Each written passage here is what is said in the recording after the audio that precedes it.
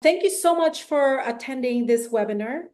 We do this monthly in order to educate people because a lot of times when people have a certain diagnosis about their back, they tend to focus on it. And I want you to understand that there is a different way of looking at a problem. And if you look at a problem differently, it gives you hope that there is a solution and it does not involve surgery or for years or frequent injections or visits to the doctor. So again, I'm Joanne Pong. I'm a chronic pain specialist. So just to give you a little bit of a background, manual physical therapy focuses on helping people who have been in pain for years, have tried most everything, injections, narcotics, surgeries that failed, or surgeries, acupuncture, chiropractor, even traditional physical therapy. Once you've tried all those or most of those, if you're wondering why you're not responding to the treatment, that's because there is a missing piece to the treatment. And that's what I hope to do is to make you understand this part of the problem that can help you solve your problem. So anyway, today is about sciatica or back pain. First of all, I'm going to explain to you about backs, but rather than give you the anatomy of and the details of what really happened when you have sciatica, if you Google that, you can get that information. So I would rather explain to you what you can do to self-assess, and then that will give you an idea of what is truly going on with you. So first off, when someone says to you that you have sciatica, what does it really mean? Most people think it's a pinched nerve, right? Or your sciatic nerve, which is that big nerve that comes from our buttocks, literally comes from the spine. It comes from L4, L5, S1, S2, and they merge together and become this big nerve that is almost like an electrical cord. So it's very big and it goes to the back of the leg. And then once it drops below the knee, it kind of spreads out and it goes and gets distributed in different places. So I'm more interested in making you understand rather than what is sciatica, but more is what you're dealing with really sciatica, or is it not sciatica? Because so many people come to our clinic and say they have sciatica, and with confidence, I can say, no, it is not sciatica. So at the end of this webinar, you should be able to determine whether you have sciatica or not. But let's go through some of the problems of someone who has a back problem. Some people have back problem that is isolated in the low back. Some people have it mostly on one side. Some people have pain that goes down to your buttocks. Some people have pain that goes down to the side of the leg. Some people have pain that goes from the back of the leg all the way to the lower leg and down to the foot. The last description that I gave you, that is definitely sciatica. So if you have pain that comes from your buttock or low back and goes to the back of the leg and then goes farther down to your lower leg, like I said, that is definitely a nerve entrapment or a nerve impingement. But most often we encounter people who just have pain in your buttock area, right? Or it's just going to from the buttock and it goes down to the side of your leg. The pain that goes from your low back to the side of the leg is not sciatica.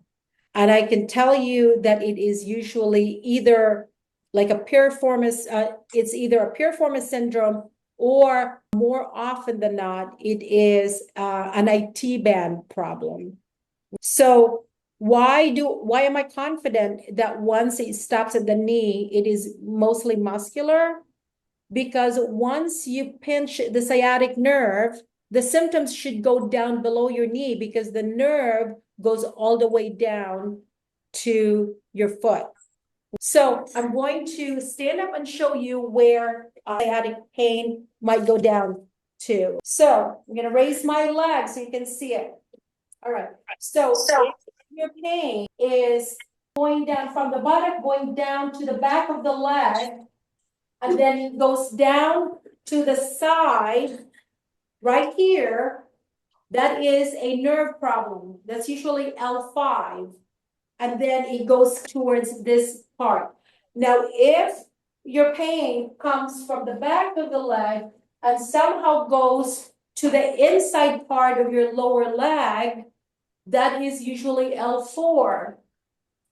If you have pain that goes to the outside part of your thigh right here, and it goes down to the outside part of the calf, that is S1. If you have pain going down the inside part of your thigh and it goes all the way down to the inner part of your calf, that is S2. So most people don't have that type of pain. What we encounter is that people have pain that goes from either it stays in the back, or it stops right here, or it goes from the back and it just goes to the side and it stops right here. None of those that I described to you are due to a nerve problem of the sciatic nerve. If I'm going to pinpoint a nerve that is affecting the buttock, that would be at a higher level. I'm not going to go into detail with that because I'm here to help you understand how do you find which one your problem really is, because if you know what your problem is, regardless of what the MRI shows, then you can do something about it.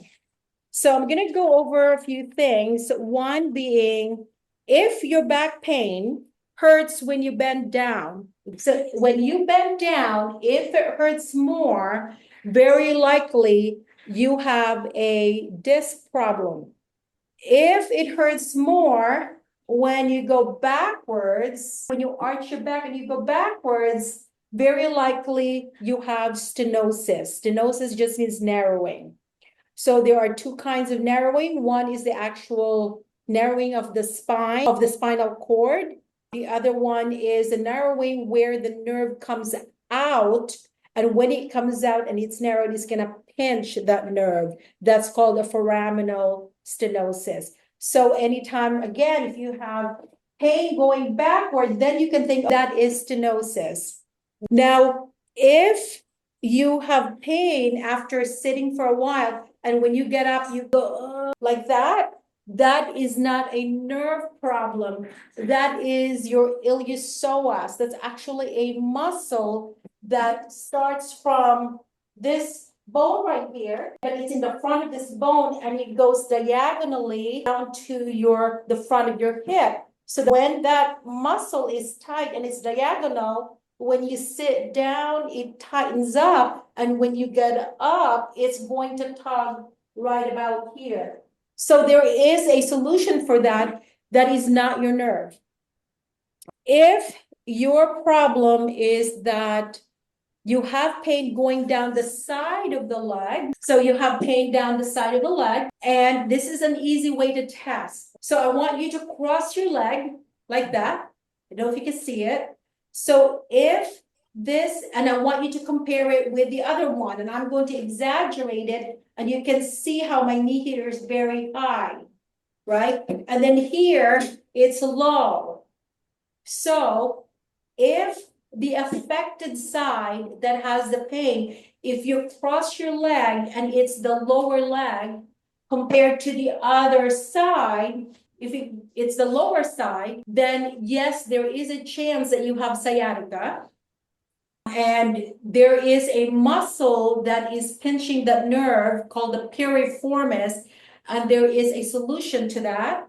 That is nothing drastic. There's no need for surgery. There's no need for injections usually. But if you have pain going down your leg, but when you cross your leg, let's say your pain is on the left side, and then when you cross your leg, that knee is actually higher in height compared to this one. You see that? That's high. Then it is not sciatica. That is not a pinched nerve. That is actually muscles and your IT band.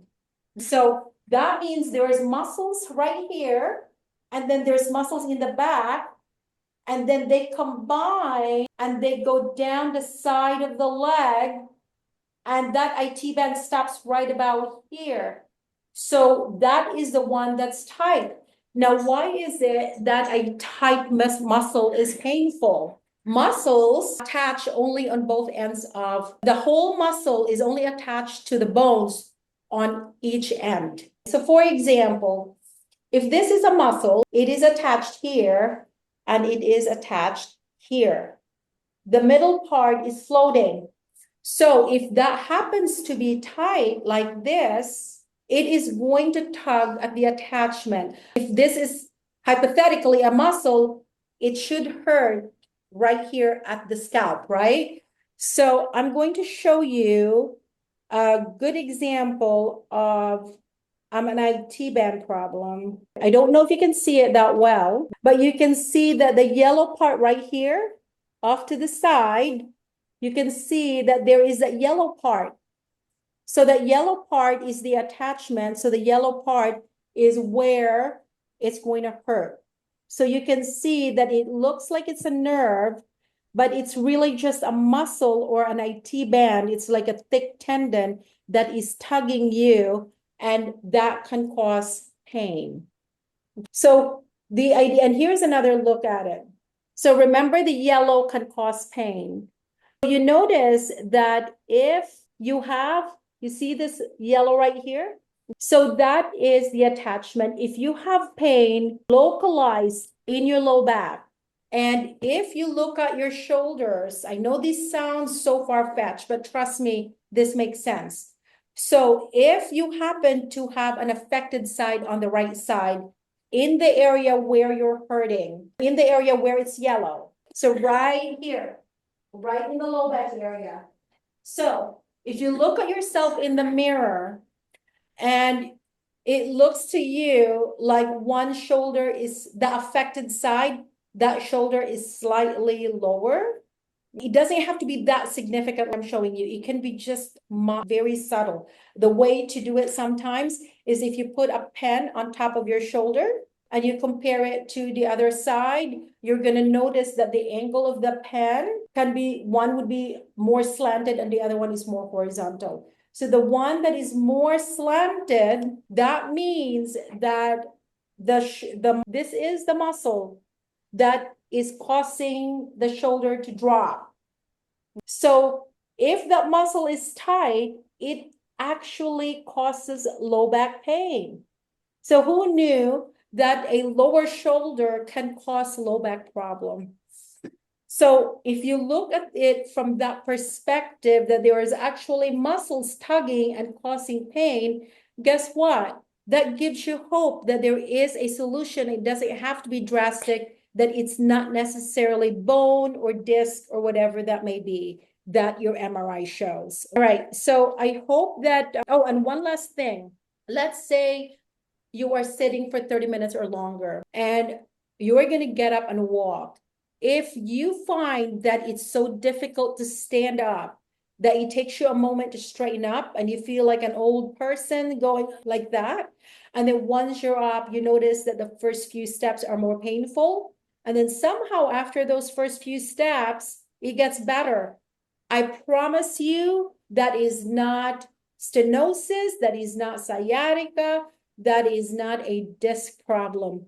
That is a sacroiliac problem. And you can Google that, find out what that is. You have this triangular bone, and then right here, there's a pelvis, and that joint there is unstable. And that is what the problem is. So we often hear of people who had back surgeries to fix their stenosis, or they have a back fusion, or they had a disc removed or something taken out, and they still have the symptom that I just described to you. That is your SI joint.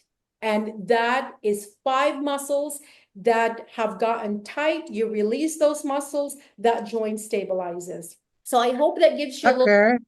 And if you want to know more, I would be happy to talk to you one-on-one about that. But I do want to move on because to me, it's not about what the problem is necessarily. It is more what can you do about it to make you feel better, right? That's the most important thing. So what are the natural ways that you can get rid of your sciatica or your back problem? A lot of you may not know that you are doing something, a habit or whatever it is, you're doing something that you didn't realize is what's causing your problem or making it worse. So I'm here to discuss that, right? So one of them is the fact that a lot of people cross their legs. So when you cross your leg, a feminine style of crossing your leg, right? So when you cross your leg like this, where you're like a lady, this does so much to your buttock and your back area. One Mhm. of them is that you open up your SI joint, right? Because when you cross your leg, you open it up. And once you force it to open up, it's likely to move.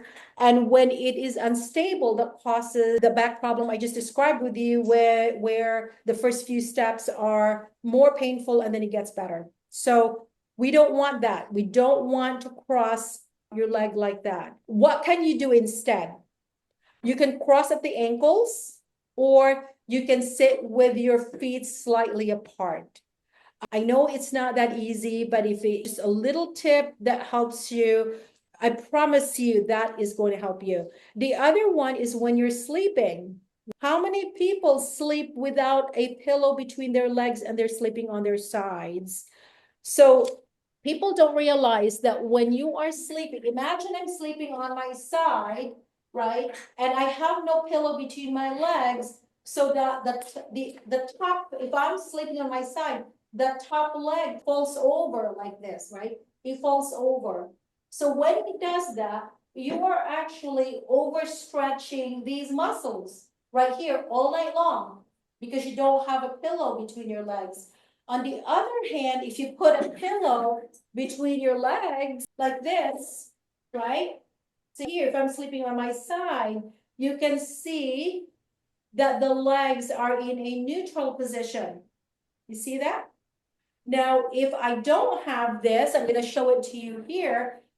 The other leg is going to fall over and it's going to, like I said, overstretch these muscles. So you would think that if you overstretch a muscle, that it becomes flexible. It doesn't.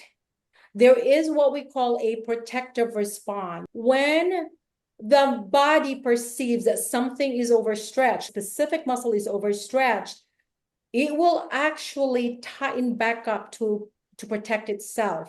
So an overstretched muscle will likely become tight. So that's one other tip. The other one is do not stand and do not pivot. Now, people always think that pivoting is like the military, where you just pivot like that. But pivoting is really when your foot is planted and you bend down and then you twist. That is pivoting. Why is that significant to a back problem? Because your sacroiliac joint, again, it's this joint right here, where there's the triangular bone, and then there's that joint right here. So when you stand and pivot, you actually twist that, and it encourages your joint to move or misalign. So that's why we don't encourage that either. So I told you what to do, but mostly what not to do.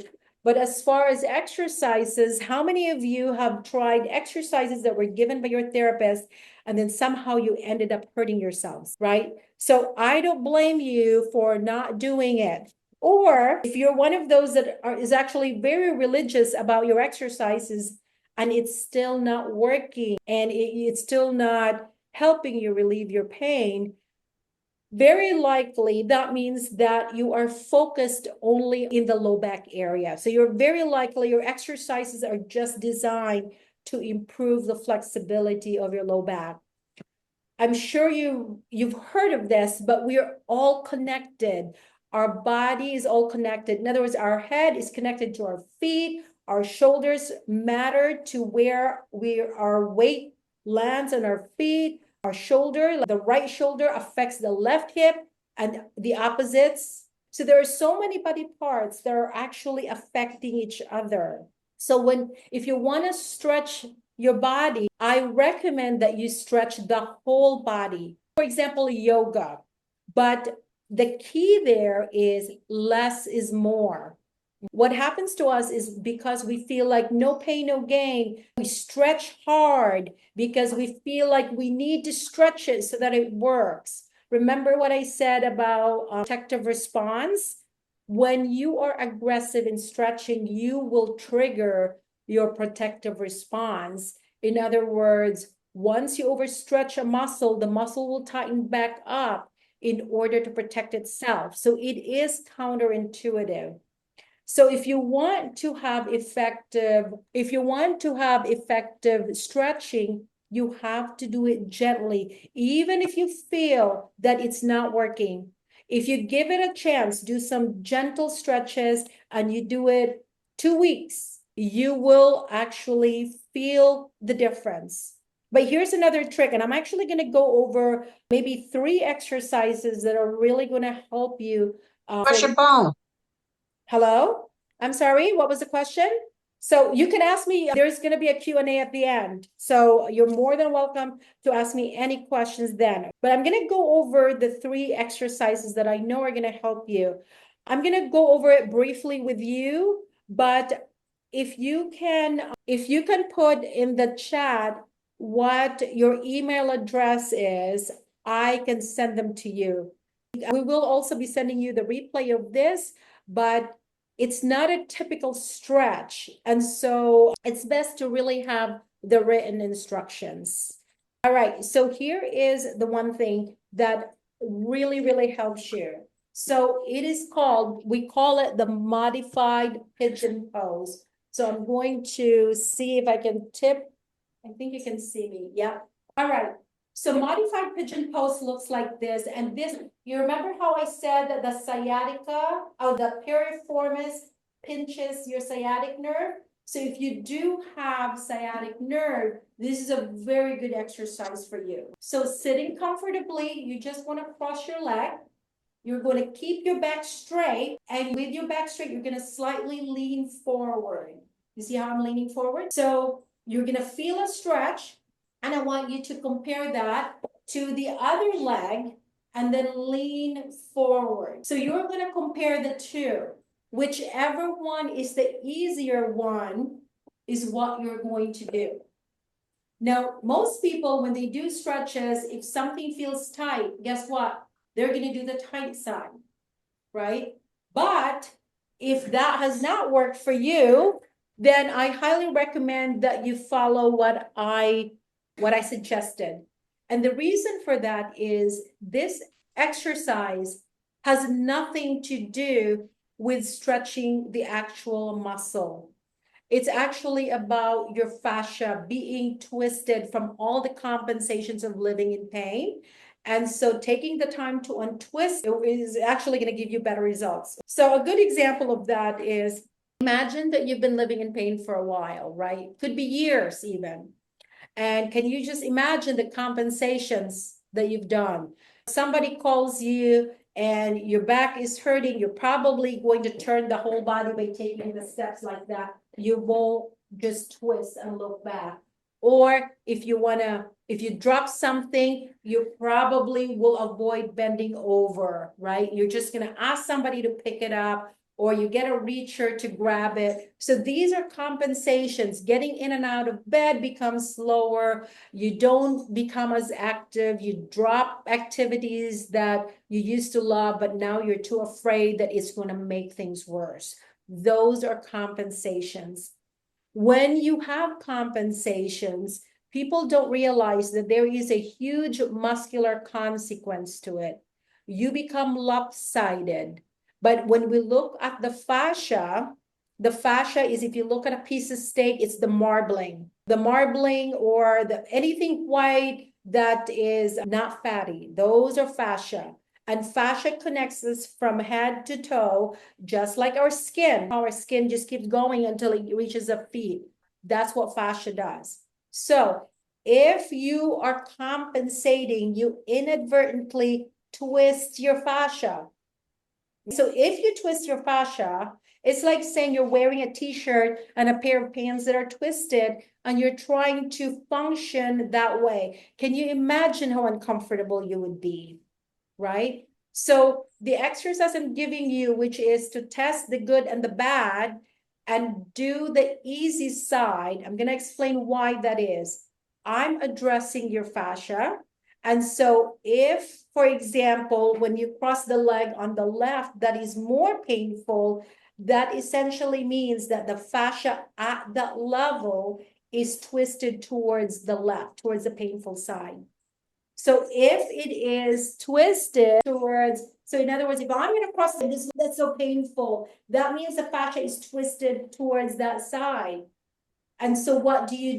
You are going to cross and exercise the good side, because what you're doing is you're trying to untwist it. That's all that is. So I understand if you're skeptical, because that is so counterintuitive, but I promise you, if you approach it from that perspective, it will make a difference. Being chronic pain specialists, these are what we do. We are not treating the diagnosis, we are treating the consequence of living in pain.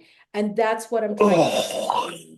The other one that I want you to do, especially those people that when they get up, they go, it's hard to stand up.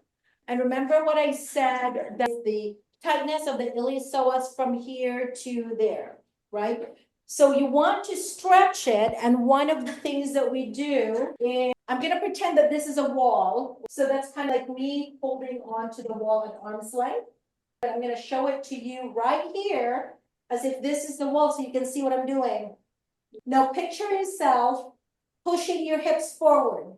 But instead of pushing the hips forward, you're actually going to push one side slightly compared to the other. So if I'm going to go this way, it's like saying I'm pushing this more and then I'm pushing that more. Do not over twist. It's just this forward and then this forward. Whichever is the least painful or the easier one is what you are going to do. So again, I'm going to be giving you this exercise. If you're going to request this exercise, I'd be happy to give it to you. And then lastly, this is if somebody is hurting when they sit. So if you're sitting and you're just so uncomfortable, that actually tells me that your buttock muscle is the one that's tight. Most people think this is the tight side. This might be tight, but I promise you, this is the one that's tighter. So if you loosen this, it will become easier to sit. I know I'm oversimplifying it, but at least I'm trying to give you something that can help you. So there is this exercise that we call tying the shoe. So you are going to pretend that you're going to tie the shoe, but only gently. So you're going to go down to one shoe or one foot.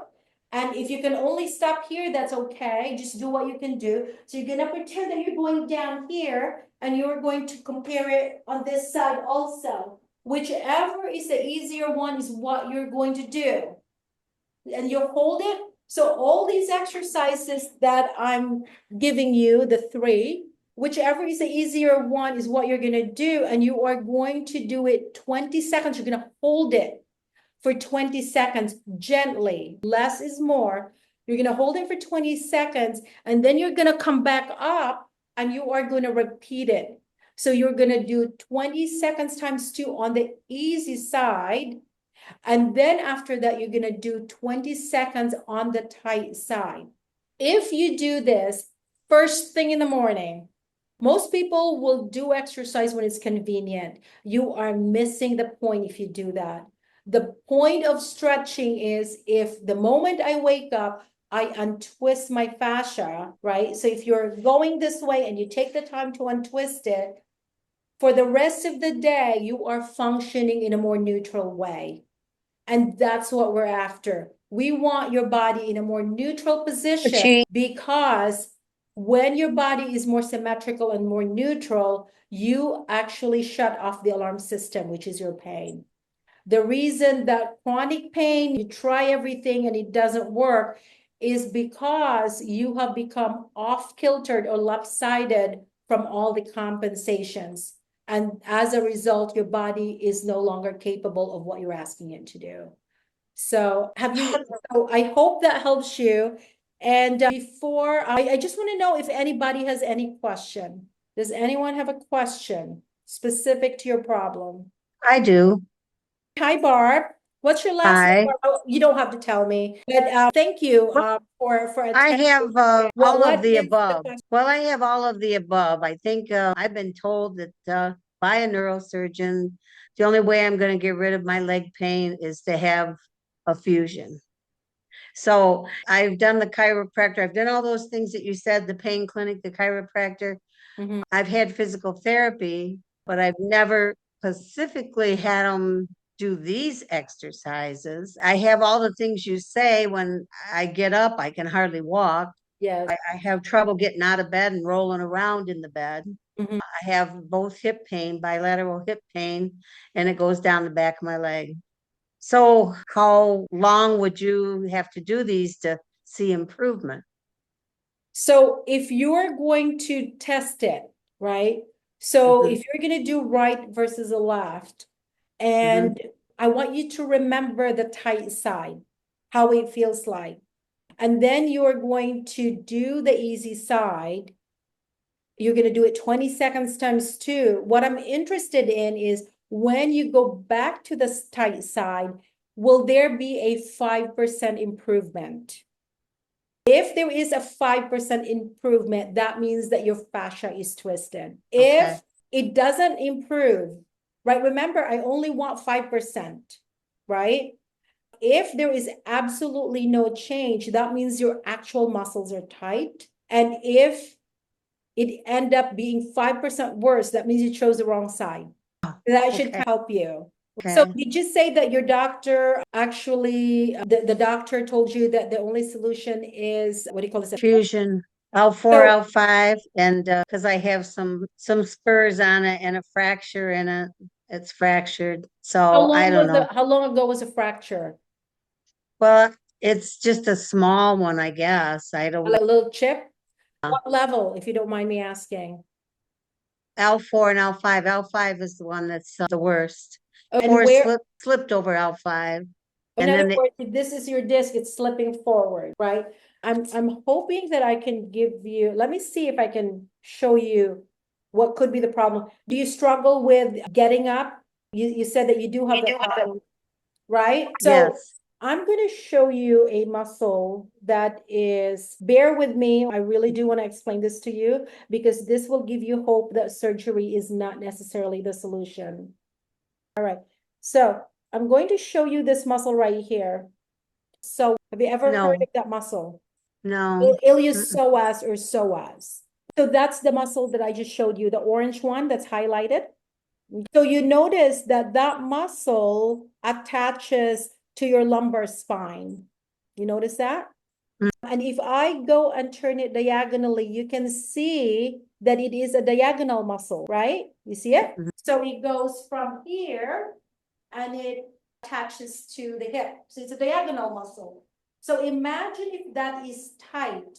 What is it going to do knowing that it attaches to your lumbar spine? So imagine that yellow part that is attached to the bone.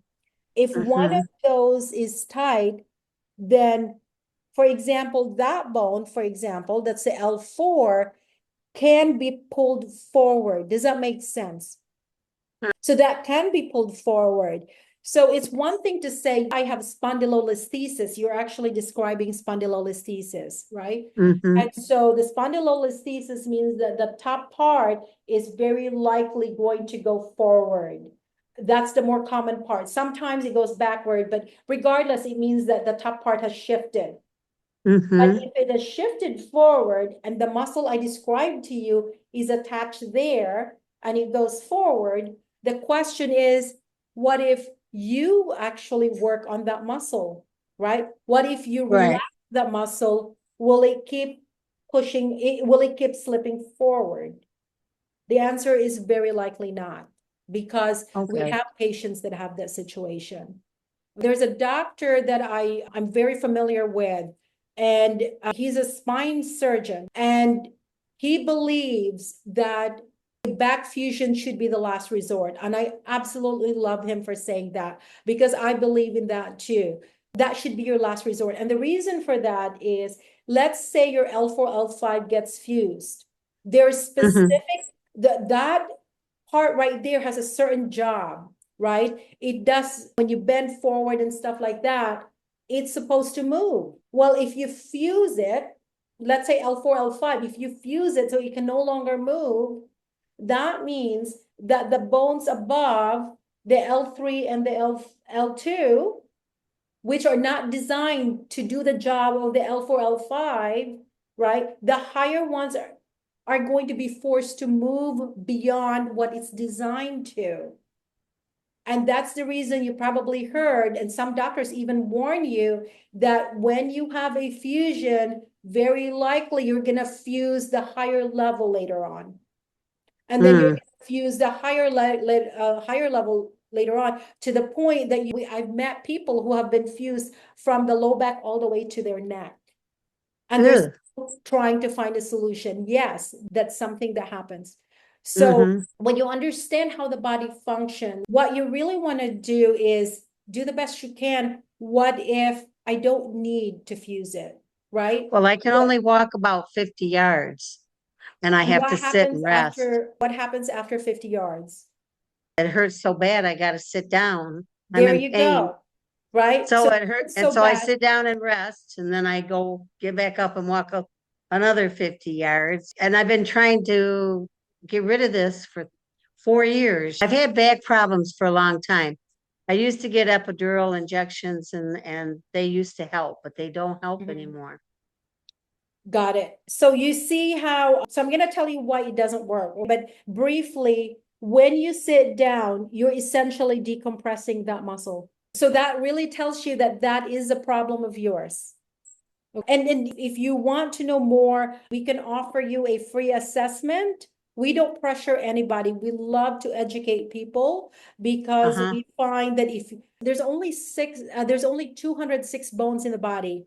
There are 600 muscles. So the question is, why is it that every time we're hurting, doctors talk only about bones, right? Mm. So I'm here because I want to share with people that if you look at them from a muscular point of view, you could actually find relief if you address that part. And that it Okay. doesn't have to be so bad. You don't have to end up living in pain for the rest of your life. There is Mm-hmm. actually a solution.